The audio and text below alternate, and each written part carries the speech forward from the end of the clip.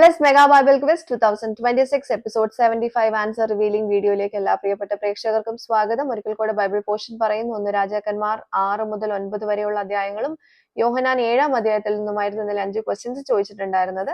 ഇപ്പൊ answers reveal ചെയ്യാണ് കേട്ടോ. ആദ്യം ക്വസ്റ്റ്യൻ വായിക്കാം, എന്നിട്ട് ആൻസർ റിവീൽ ചെയ്യാം.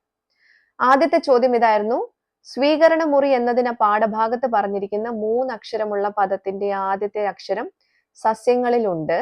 2-3 അക്ഷരം ചേരുമ്പോൾ ഒരു ശരീര അവയവമാണ് എങ്കിൽ പദം ഏത്? ഇതായിരുന്നു ആദ്യത്തെ ചോദ്യം. ഉത്തരം പൂമുഖം. 1 രാജാക്കന്മാർ 7:6 ഈ ഉത്തരം നമുക്ക് കാണാൻ പറ്റുന്നത് കേട്ടോ. ഇതിൽ സസ്യത്തിലുണ്ടെന്ന് പറഞ്ഞത് പൂവും, അതായത് അക്ഷരം ചേരുമ്പോൾ 2-3 അക്ഷരം ചേരുമ്പോൾ ഒരു ശരീര അവയവം എന്ന് പറഞ്ഞത് മുഖവുമാണ് കേട്ടോ. നിങ്ങൾക്ക് ഓൾറെഡി മനസ്സിലായിട്ടുണ്ടാവുന്ന കരുതുന്നു, എന്നാലും എക്സ്പ്ലെയിൻ ചെയ്തു എന്നേ ഉള്ളൂ. രണ്ടാമത്തെ ക്വസ്റ്റ്യൻ: 4 വിരൽ വീതി എന്നർത്ഥം വരുന്ന ഒരു അളവിന് പറയുന്ന പേരെന്ത്? ഉത്തരം നാലങ്കുലം.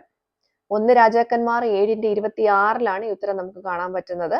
4 + അങ്കുലം, അങ്കുലം എന്ന് പറയുന്നത് വിരൽ എന്നുള്ളതാണ് കേട്ടോ.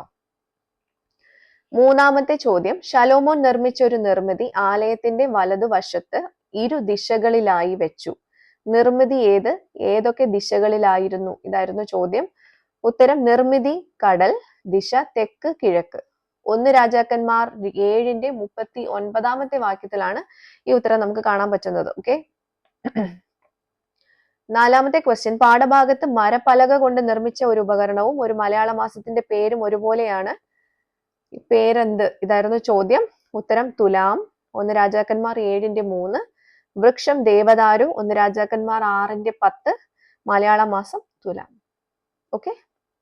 അഞ്ചാമത്തെ ചോദ്യം: യേശുവിനെ അയച്ച പിതാവിനെ കുറിച്ച് യേശു പറഞ്ഞ ഒരു പേരും യേശുവിനെ അയച്ച പിതാവിന്റെ മഹത്വം തേടുന്നവനെ പറയുന്ന പേരും ഒന്നാണ്. ഏതാണതെന്നുള്ളതായിരുന്നു ചോദ്യം. ഉത്തരം സത്യവാൻ. യോഹന്നാൻ 7:18, 28 വാക്യങ്ങളിലാണ് ഈ ഉത്തരം നമുക്ക് കാണാൻ പറ്റുന്നത്. ഓക്കെ. അപ്പൊ എല്ലാവർക്കും ഉത്തരം ശരിയായിട്ടുണ്ടാവുമെന്ന് കരുതുന്നു. ശരി ഉത്തരം അയച്ചിട്ടുള്ള എല്ലാവർക്കും കൺഗ്രാറ്റുലേഷൻസ്. അടുത്ത പോർഷൻ പറയുന്നു. 1 രാജാക്കന്മാർ 10 മുതൽ 13 വരെയും യോഹന്നാൻ 8-ാം അധ്യായത്തിൽ നിന്നുമായിരിക്കും ക്വസ്റ്റ്യൻസ് ഉണ്ടാവുക കേട്ടോ. എല്ലാവരും വായിച്ച് റെഡി ആയിട്ടിരുന്നോളൂ. അടുത്ത എപ്പിസോഡിൽ ക്വസ്റ്റ്യൻസുമായിട്ട് നമുക്ക് വീണ്ടും കാണാം. Till then, it's me, Angel, signing off. Bye and take care.